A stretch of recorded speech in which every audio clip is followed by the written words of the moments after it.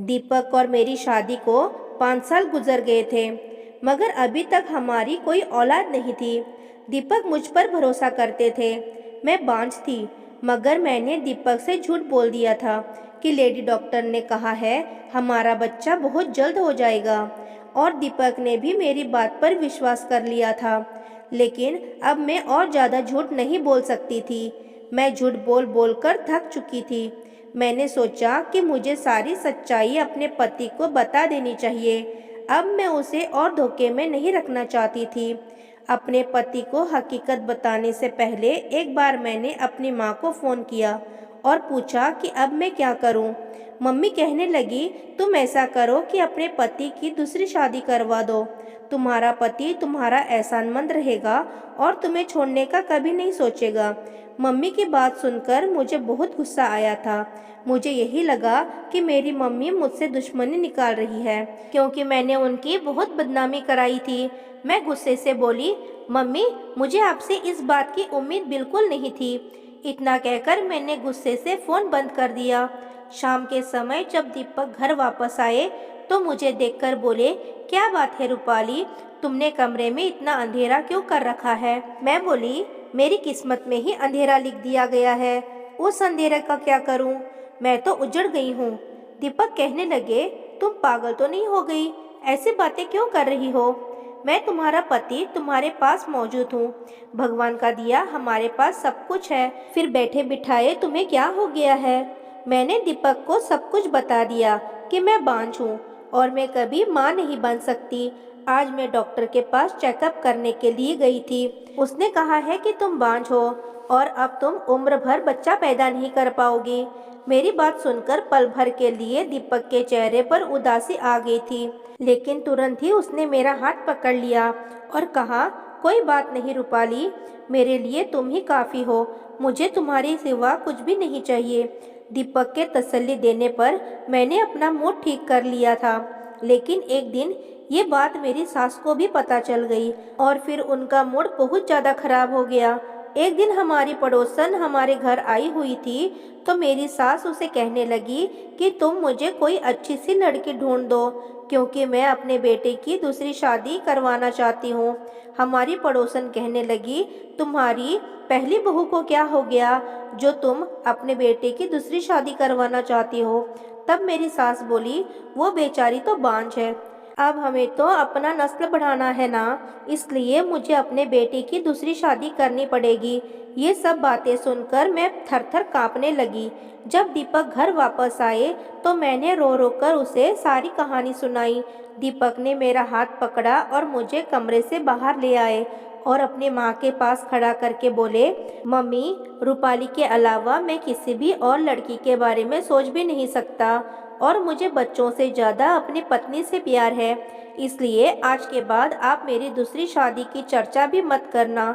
मेरी सास ने गुस्से से सर झटका और कहने लगी, मैंने तो आज तक ऐसा मर्द नहीं देखा जो अपनी बांझ पत्नी के इस कदर नाज नखरे उठाता हो। जबकि दीपक की बातें सुनकर मेरा हौसला बढ़ गया था। मैं बहुत ज़्यादा खुश हो गई थी कि इतना प्यार करने वाला पति मिला है। मैंने दिल ही दिल में भगवान को धन्यवाद किया था कि दीपक का प्यार मेरे लिए ऐसे ही बनाए रखना। रात हुई तो मैंने सोचा कि दीपक को चाय बनाकर दे दूं। मैं चाय बनाने किचन में गई तो मेरी सास के कमरे से आवाज़ आ रही थी। मैं अपना नाम सुनकर चौंक गई थी। मैंने गौर किया तो वो अपनी बेटी से फ़ोन पर कह रही थी कि तुम चिंता मत करो, मैं रूपाली को तलाक दिलवाकर दीपक की दूसरी शादी ज़रूर करूँगी।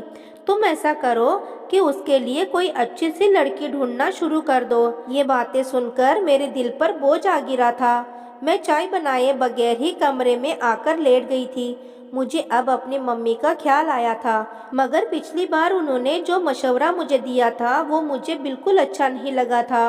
वो मेरी सास की तरह मेरे पति की दूसरी शादी करवाना चाहती थी। मैंने ना चाहते हुए भी अपनी मम्मी को फ़ोन मिला दिया और मैं रोने लगी। मम्मी बोली, रूपाली बेटा, तुम कहाँ गायब हो गई थी? क्या मेरे साथ बात करने को जी नहीं करता? मम्मी की बात सुनकर मुझे हैरत हुई। मुझे तो पता ही नहीं था कि मेरी माँ मेरी खातिर तड़प रही होगी। मैं कहने लगी, मम्मी मेरी ज़िंदगी पहले तो बहुत ही खुशहाल थी, मगर जब से मुझे इस बात का पता चला है कि मैं बांझ हूँ, तब से हर समय मेरे सर पर तलवार लटकती रहती है।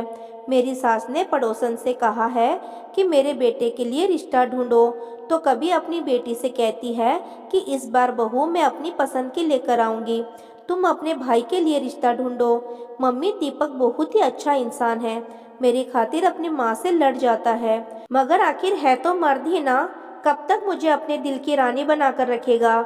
एक न एक दिन तो उसे इस बात का एहसास हो ही जाएगा कि उसकी ज़िंदगी में भी एक बच्चा होना चाहिए और उसे दूसरी शादी कर लेनी चाहिए। मम्मी कहने लगी, बेटा मैं समझ सकती हूँ इस समय तुम पर क्या बीत रही होगी, इसलिए तो तुम्हें उस दिन मैंने बोला था कि तुम दीपक की दूसरी शादी खुद अपने हाथों करवा दो। वो अपने करोड़ों की जायदाद यूं ही तो नहीं छोड़कर जाएगा। जाहिर सी बात है, उसको भी तो अपना वारिस चाहिए होगा। आज नहीं तो कल वो दूसरी शादी के बारे में ज़रूर सोचने लगेगा। अगर तुम्हारे पति ने अपनी मर्जी की लड़की से शादी कर ली तो फिर सोचो तुम्हारा क्या होगा। मेरी मानो तो किसी गरीब घर की लड़की से उसकी शादी करवा दो, वो तुमसे दबकर रहेगी और तुम्हारी एहसानमंद भी रहेगी और कभी भी तुम्हारी जगह हासिल करने की कोशिश नहीं करेगी। वो बच्चा पैदा करेगी तो तुम भी बराबर की माँ कहलाने की हकदार होगी। मम्मी की बातें सुनकर मुझे लगा था कि वो बिल्कुल ठीक कह रही है। मैं बोली, मम्मी आपकी नज़र में कोई ऐसी लड़की हो तो मुझे ज़रूर बताना। मैंने सोच लिया था कि दीपक की दूसरी शादी करवाए बगैर मेरा अब इस घर में गुजारा मुमकिन नहीं है। हालांकि ये बात मेरे दिल पर किसी कयामत की तरह गुजर रही थी कि मैं खुद अपने हाथों अपने पति की शादी करवा रही थी, लेकिन ये मेरी मजबूरी थी और मुझे दीपक पर विश्वास था कि दीपक का प्यार मेरे लिए कभी भी कम नहीं होगा और इसलिए मैं घर वालों से चोरी छुपे दीपक के लिए लड़की ढूंढने लगी थी। मैं गांव की रहने वाली थी, गांव के चौधरी और सरपंच की इकलौती बेटी थी। मेरे माता पिता और भाई मुझ पर जान छिड़कते थे। मेरी जिंदगी बहुत ही खूबसूरत थी, मगर मुझे सिर्फ एक बात की कमी थी और वो ये थी कि मेरा रिश्ता मेरे माँ बाप ने बचपन में ही तय कर दिया था और जिस लड़के से मेरा रिश्ता तय था उसका नाम मनोज था। उसने आज तक स्कूल की शक्ल तक नहीं देखी थी, जबकि मैंने इंटर्न किया हुआ था। हमारे गांव में लड़की अगर इंटर्न पास कर ले तो बहुत बड़ी बात मानी जाती थी और फिर मनोज बहुत ही अजीब किस्म का इंसान था। शिक्षा तो मेरे भाइयों ने भी हासिल नहीं की थी, मगर वो फिर भी सुलझे हुए थे। बात करने का ढंग उन्हें आता था। मम्मी ने मेरे भाइयों की परवरिश बहुत ही अच्छी तरीके से की थी, लेकिन मनोज को तो अच्छे बुरे की तमीज़ तक नहीं सिखाई गई थी। गांव की हर दूसरी लड़की के साथ उसका चक्कर चलता था। उसकी इन हरकतों की वजह से मुझे उससे बहुत ही नफरत हो गई थी। मनोज की एक बात जो मुझे बहुत ही बुरी लगती थी वो ये थी कि गांव की हर दूसरी लड़की से चक्कर चलाने के बावजूद वो मुझसे मोहब्बत का दावा करता था। मुझे रूपाली की जगह राधा कहकर बुलाया करता था। मुझे कहता कि राधा मैं तुम्हारे बिना मर जाऊंगा, और मैं मनोज से कहती कि तुम्हारे लिए तो गांव की सारी लड़कियां हैं, तो तुम मेरे पीछे क्यों पड़े हो। तो वो कहता है कि कृष्ण तो सिर्फ राधा के होते हैं, बाकी तो सारी गोपियां हैं। एक बार मनोज मेरे लिए गांव के मेले से कांच की चूड़ियां लेकर आया था। मनोज की इन लोफर हरकतों से मुझे गुस्सा आता था। मैंने मनोज की लाई हुई चूड़ियां अपने पैरों के नीचे डालकर तोड़ दी थी। मेरी इस हरकत से मैंने पहली बार मनोज की आंखों में आंसू देखे थे और मनोज की आंखों में आंसू देखकर मुझे अपनी गलती का एहसास हुआ था। लेकिन मनोज इतना गिरा हुआ था कि अगले ही दिन एक लड़की के साथ घूमते मैंने खुद अपनी आंखों से देखा था और फिर मेरे दिल में जो उसके लिए थोड़ी सी हमदर्दी जागी थी वो भी खत्म हो गई थी। मम्मी पापा से बात करती तो वो कहते कि कोई बात नहीं, मनोज अभी बच्चा है, खुद ही संभल जाएगा। खैर कुछ साल पहले ही मेरे बड़े भाई ने गांव में हॉस्पिटल बनाने की एप्लीकेशन दी हुई थी। उन्हीं दिनों एक टीम गांव में आई थी और ज़मीन वगैरह की परीक्षण कर रहे थे। और फिर गांव में एक बहुत ही बड़े हॉस्पिटल की बुनियाद डाली गई थी। वहां सब लोग ही पापा के डेरे में ठहरे थे। कुछ दिन बाद टीम वापस चली गई थी, मगर एक इंसान ऐसा था जो वापस नहीं गया था और उसका नाम था दीपक। उसे गांव की हवा बहुत अच्छी लगी थी, इसलिए उसने पापा से अनुमति लेकर कुछ दिन यही रहने का इरादा बना लिया था। एक दिन मैं अपनी सहेलियों के साथ निकली तो मेरी नज़र दीपक पर पड़ी थी। पहले ही नज़र में दीपक मुझे पसंद आ गए थे। दीपक की आंखों की चमक बता रही थी कि मैं भी उसे पसंद आ गई हूँ। और फिर अगली बार मैं दीपक से खुद ही मिलने चली गई थी। वो मुझे देखकर मुस्कुरा दिया था और कहने लगा, मुझे भी आपका इंतज़ार था। उसने मुझे अपना मोबाइल नंबर दिया। मैंने मम्मी के फ़ोन से उसे फ़ोन किया था और हम दोनों की मोहब्बत परवान चढ़ने लगी थी। वो कहने लगे, मैं तुम्हें अपनी ज़िंदगी में शामिल करना चाहता हूँ। तब मैंने उन्हें अपने मंगेतर मनोज के बारे में सब कुछ बता दिया। वो मेरी बात सुनकर बहुत हैरान हुए थे। कहने लगे, वो तो बहुत ही अजीब इंसान है। मैं उसके साथ 2 मिनट खड़ा रहकर बात भी नहीं कर सकता। तुम उसके साथ पूरी ज़िंदगी कैसे गुजारोगी? मैंने दीपक से कहा कि तुम अपना रिश्ता लेकर मेरे घर आओ। हो सकता है मेरे माता पिता को तुम पर तरस आ जाए। दीपक ने हामी भरी थी और वापस से शहर चला गया था और फिर पूरे 1 हफ्ते बाद अपनी बहन और अपनी माँ के साथ वापस लौटा था। उसने मेरा रिश्ता मांगा था, मगर मेरे पापा ने मना कर दिया था। मैं बहुत बेचैन हो गई थी। मैं हर समय रोती रहती थी। मेरी भाभी और मेरी मम्मी मेरा दिल बहलाने की कोशिश किया करते थे। एक दिन मैंने पापा से बात करने का फैसला लिया। मैंने उनसे कह दिया कि मैं मनोज से शादी नहीं कर सकती। पापा ने मेरे सर पर हाथ रखा और बोला, बेटा, मैंने मनोज की माँ को ज़बान दे रखी है और वो इस दुनिया में नहीं है। मैं मनोज की स्वर्गीय माँ से किया हुआ वादा इस तरह तोड़ नहीं सकता। पापा की बात सुनकर मुझे बहुत दुख हुआ था। मेरी आंखों में आंसू आ गए थे। पापा कहने लगे, कोई बात नहीं, वो समय के साथ साथ ठीक हो जाएगा। औरत अगर अच्छी और वफादार हो तो बद से बदतर लड़का भी ठीक कर लेती है। पापा ये कहकर बाहर निकल गए थे। मैंने उस समय दीपक को फ़ोन किया था। मैं बुरी तरह से रो रही थी। वो कहने लगा, तुम चिंता मत करो, मैं तुम्हें इस तरह से बर्बाद नहीं होने दूंगा। मैं तुम्हें लेने आ रहा हूँ। और फिर मैं भी दीपक के साथ शहर भाग गई थी।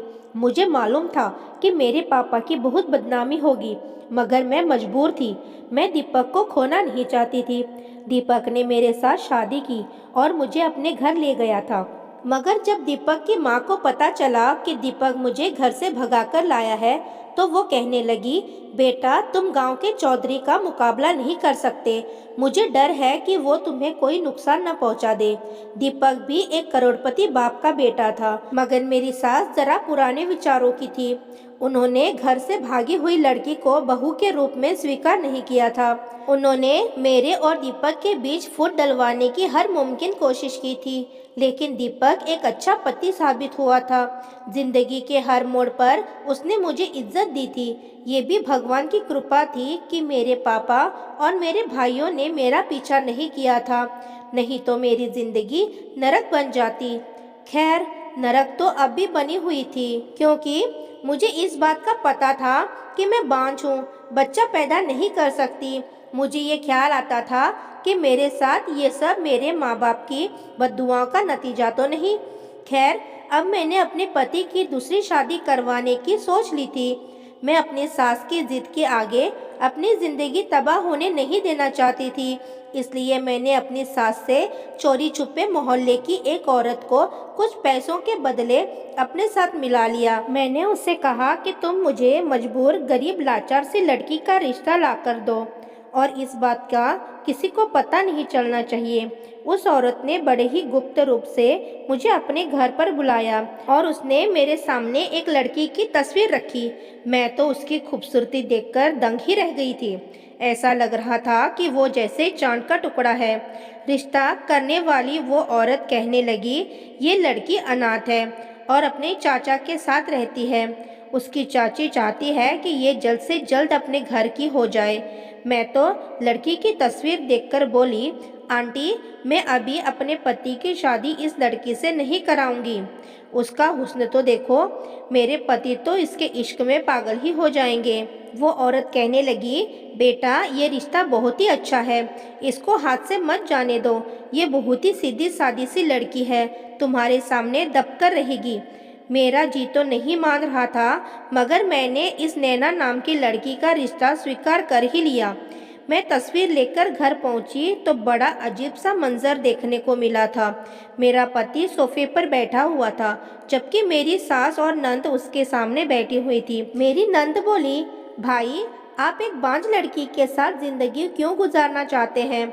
मैंने और मम्मी ने तुम्हारे लिए एक बहुत ही अच्छी लड़की देखी है, तुम उससे शादी कर लो। जिस पर दीपक बोला, आप दोनों अब बस भी करो, मैंने पसंद की शादी करके कोई इतना बड़ा जुर्म नहीं कर लिया कि आप मुझे हर वक्त ताने देते रहते हैं। मैंने आपसे कह दिया है कि रूपाली के अलावा मैं किसी को स्वीकार नहीं करूँगा। वो मेरी पत्नी है और मरते दम तक वही मेरी पत्नी रहेगी। जहाँ सास और नंद की बातों ने मेरा दिल छन्नी कर दिया था, वहीं दीपक की बातें सुनकर मुझे बहुत ही हिम्मत मिली थी। मैं उनसे कुछ बोले बिना ही कमरे में चली गई थी। थोड़ी देर बाद दीपक भी मेरे पीछे आ गया। वो कहने लगा, तुम मम्मी और दीदी की बातों को दिल पर मत लगा लेना। मैं बोली, आप दूसरी शादी कर लो दीपक। दीपक मेरी बात पर हैरान हो गया था। वो कहने लगे, मैं ऐसा हरगिज नहीं कर सकता। मैंने कहा, मैं आपको दूसरी शादी की इजाज़त दे रही हूँ, मगर आप मेरी पसंद की लड़की से ही शादी करेंगे, आपकी माँ की पसंद की लड़की से नहीं। दीपक कहने लगे, तुम्हारे अलावा मैं किसी को स्वीकार नहीं कर सकता, फिर वो चाहे तुम्हारी पसंद की हो या फिर मम्मी की पसंद की, इससे कोई फर्क नहीं पड़ता। मैं बोली, मुझे बच्चे की इच्छा है, आपकी शादी हो जाएगी तो हमारे घर भी बच्चे होंगे, मेरी तरसी हुई ममता को सुकून मिल जाएगा। दीपक ने इनकार कर दिया और कमरे से बाहर चला गया, जबकि मैं वही बैठी रोती रही। सच तो ये है कि मुझे बच्चों की कोई इच्छा नहीं थी, मैं तो ये सब बस दीपक को खोने के डर की वजह से कह रही थी। खैर, कुछ दिन मेरे और दीपक के बीच नाराजगी रही थी, मगर मैंने उसे रो रो कर दूसरी शादी के लिए तैयार कर लिया था। मगर मैं खुश नहीं थी। मैंने नैना को अपनी सहेली बना लिया था, और जिस दिन नैना मेरी सौतन बनकर घर आई थी तो मेरी सास ने खूब हंगामा मचाया था। उन्होंने दीपक के साथ भी बहुत लड़ाई की थी कि कम से कम दूसरी शादी तो मेरी मर्जी से कर लेता। सास को यूं जलता हुआ देखकर वैसे तो मुझे सुकून मिल जाना चाहिए था, मगर मैंने वो पूरी रात अंगारों पर गुजारी थी। मैं पूरी रात रोती रही। ये ख्याल मेरी रूह को छाननी करने के लिए काफ़ी था कि जिस इंसान की आंखों में सिर्फ मेरे लिए मोहब्बत हुआ करता था, आज वो किसी और को देखकर मुस्कुरा रहा होगा। मुझे किसी भी पल सुकून नहीं मिल रहा था। पूरी रात करवटें लेते लेते गुजार दी। सुबह हुई तो मैं जल्दी से अपने कमरे से निकल आई, क्योंकि मैं दीपक से मुलाकात करना चाहती थी, मगर वो तो दिन के 12 बज जाने पर भी कमरे से नहीं निकला था। मैंने अपनी सौतन नैना से पूछा तो वो कहने लगी, दीपक तो सो रहे हैं। मैंने उसकी तरफ घूर कर देखा और बोली, तुमने उसे जगाया नहीं? तब नैना रोने लगी और बोली, दीपक ने मुझसे कहा है कि उन्होंने ये शादी सिर्फ आपकी जिद की वजह से की है, और अब मैं किसी भी तरह उन पर अपना हक ना जताऊं, नहीं तो वो मुझे तलाक देकर घर से निकाल देंगे। मैं आपसे माफ़ी मांगती हूँ, मैं उन्हें जगाने की हिम्मत नहीं कर सकती। अगर उन्होंने मुझे अपने घर से निकाल दिया तो मैं कहाँ जाऊँगी? मैं फिर से अपनी चाची के घर जाने का सोच भी नहीं सकती। मेरी चाची मुझ पर बहुत जुल्म करती है। रिश्ते करने वाली आंटी ने सच में बहुत ही मजबूर सी लड़की मुझे ढूंढ कर दी थी। खैर, मैंने सोचा कि दीपक मुझसे नाराज़ होंगे, खुद ही जब मूड ठीक हो जाएगा तो कमरे से बाहर निकल आएंगे, मगर मेरी ये गलतफहमी थी। दीपक की शादी को आज तीसरा दिन था, मगर वो आज तक कमरे से बाहर नहीं निकले थे। मुझे अब अजीब से ख्याल सताने लगे थे, इसलिए जब एक दिन नैना किचन में बिजी थी तो मैं उसके कमरे में चली गई थी। दीपक अपने मोबाइल पर बिजी था। कदमों की आवाज़ सुनकर बोला, आ गई मेरी प्यारी नैना। शब्द थे या हथौड़े जो मेरे सर पर आकर गिरे थे। मैं वापस उन्हीं कदमों से लौट गई थी। क्या सिर्फ 3 ही दिनों में नैना ने दीपक को अपना बना लिया था? मेरी आंखों से आंसू बहने लगे थे। मेरा दिल बहुत ही तड़प रहा था। मैं अपनी सास के कमरे की तरफ बढ़ी थी, तब पता चला कि मेरी तो नंद भी आई हुई थी। मेरी सास अपनी बेटी से कह रही थी, देखा तुम्हारी माँ कितनी सियानी है। मैंने एक ही चाल चली, सांप भी मर गया और लाठी भी नहीं टूटी। आगे बोली, रूपाली बेचारी को तो ये भी नहीं मालूम कि उसने अपने पति की शादी जिस लड़की से करवाई है वो मेरी पसंद की लड़की थी, और फिर दीपक भी नैना पर पहले ही नज़र में फिदा हो गया था। ये सब तो उस लालची औरत की वजह से हुआ है जिसने रूपाली को बेवकूफ़ बनाया है। ये सब सुनकर मेरा दिल फटने लगा था। मेरी सास आगे बोली, मैंने रूपाली को खाने में बच्चा ना होने वाली इतनी गोलियां खिलाई है कि अब वो सच में बांझ बन चुकी है। ये सब शब्द थे कि पत्थर जो मेरे शरीर पर बरस रहे थे। मैं जल्दी से अपने पति के कमरे की तरफ गई थी ताकि उसको बता सकूं कि आकर अपनी माँ और बहन की बातें सुनो, उन्होंने मुझ पर कितने जुल्म किए हैं। जब मैं दीपक के कमरे की तरफ गई तो वो नैना से कह रहे थे, मैंने जज्बात में आकर बहुत ही गलत फैसला कर लिया था। जब मैं रूपाली को भगाकर लाया था तो शादी के कुछ ही समय बाद मुझे अपनी गलती का एहसास होने लगा था, मगर तब तक बहुत देर हो चुकी थी। रूपाली के भाइयों को पता चल चुका था कि वो मेरे साथ आई है, इसलिए वो मुझे फ़ोन करके धमकाते रहते थे कि हमारी बहन घर से भागी ज़रूर है, मगर अब भी वो अकेली नहीं है। अगर तुमने हमारी बहन का ख्याल नहीं रखा तो तुम्हारा अंजाम बुरा होगा। मैं वहाँ रहकर आया था, मुझे पता है कि वो लोग कितने खतरनाक हैं, इसलिए मैं रूपाली को छोड़ने का सोच भी नहीं सकता था। मम्मी ने मोहल्ले की एक औरत के साथ मिलकर मेरी पत्नी को पागल बनाया और उसी के हाथों मेरी शादी तुम्हारे साथ करवा दी। और मेरी जान नैना, तुम मुझे पहले ही नज़र में भाग गई हो। जिंदगी भर अब तुम मेरे साथ रहोगी। हाय, मैं ये क्या सुन रही थी? ये वही दीपक था जिसकी वजह से मैंने खुद को दांव पर लगा लिया था।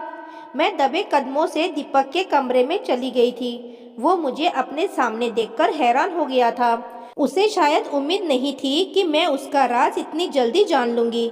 मैं बोली, दीपक, अगर छोड़ना ही था तो यूं ही छोड़ देते। मुझे बांझ बनाना जरूरी था क्या? किसी इंसान से भगवान की दी हुई सौगात छीन लेना उसका खून कर देने के बराबर होता है।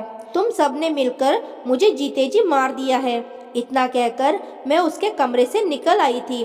वो मेरे पीछे आया और मेरे कमरे का दरवाज़ा खटखटाने लगा, मगर मैंने दरवाज़ा नहीं खोला।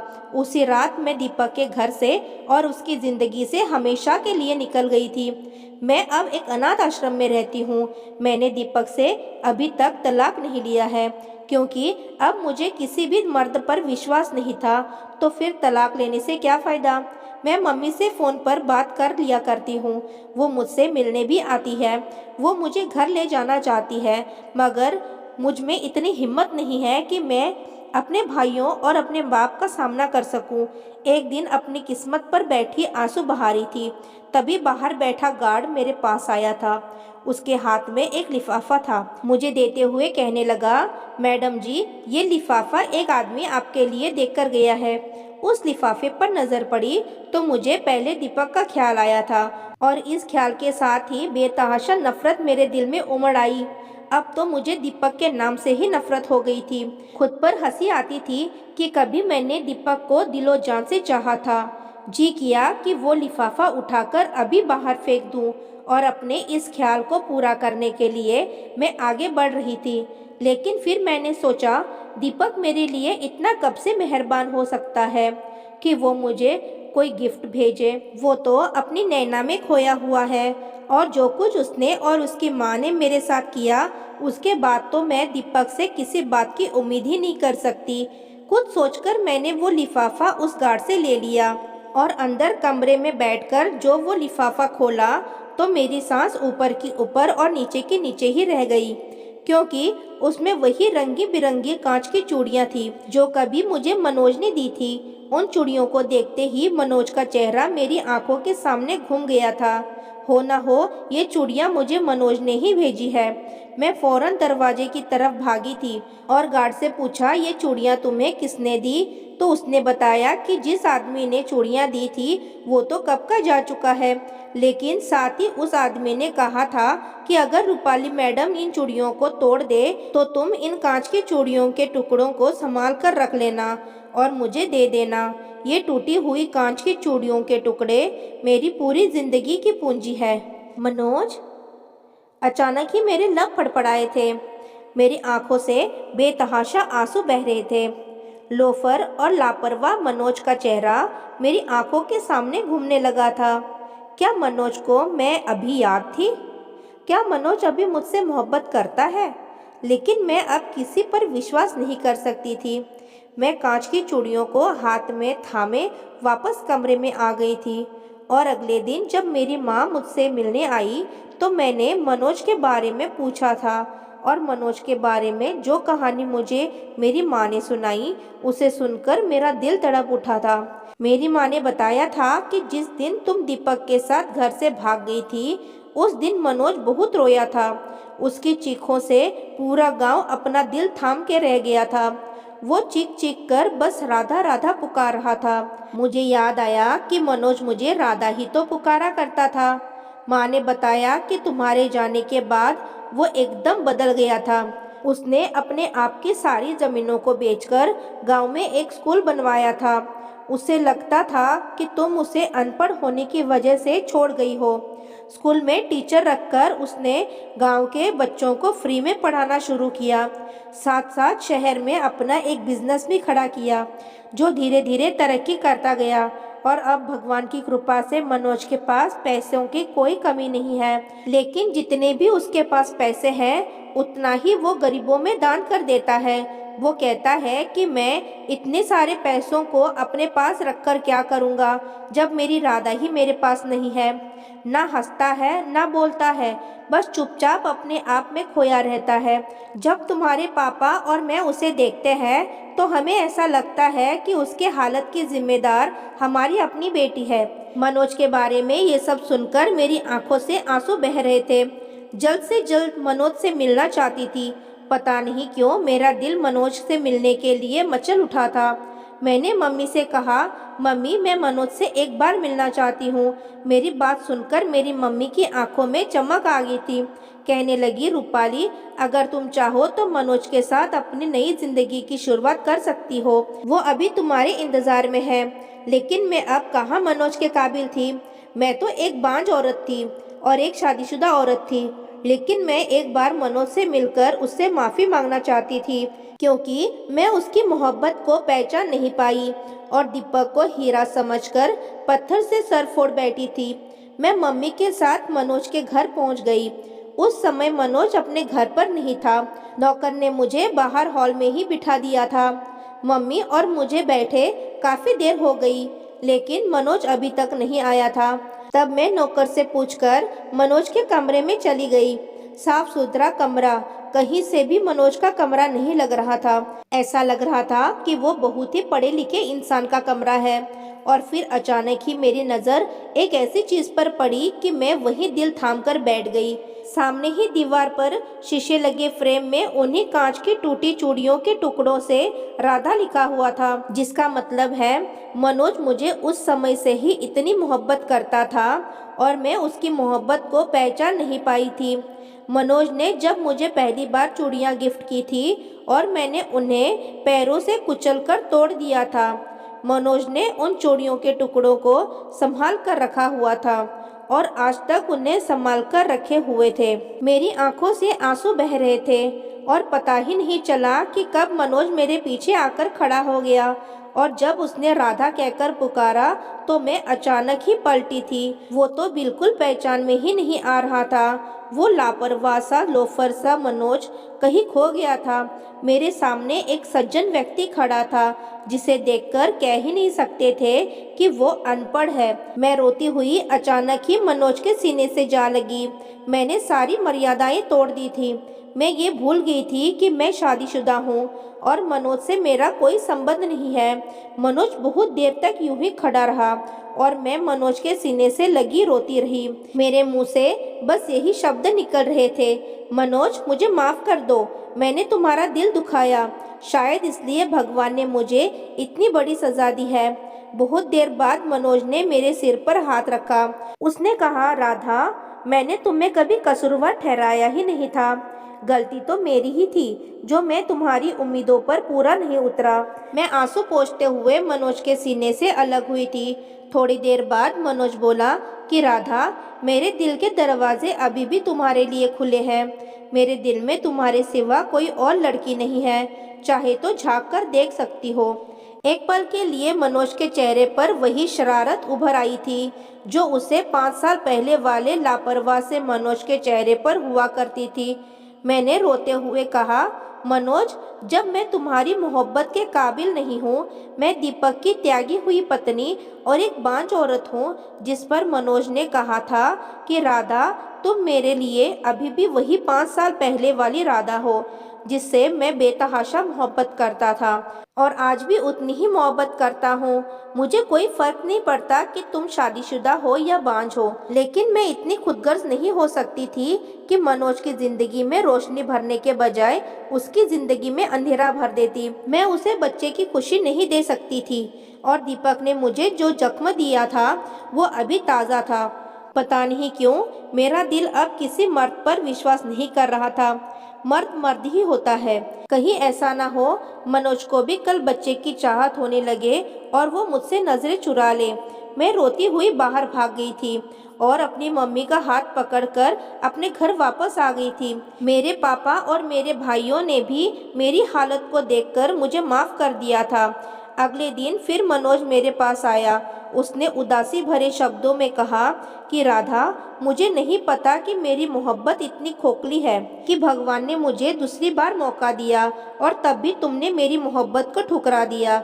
अगर आज तुमने मेरी मोहब्बत को नहीं अपनाया तो मैं हमेशा हमेशा के लिए तुम्हारी ज़िंदगी से चला जाऊंगा और कभी लौटकर तुम्हारे पास नहीं आऊँगा।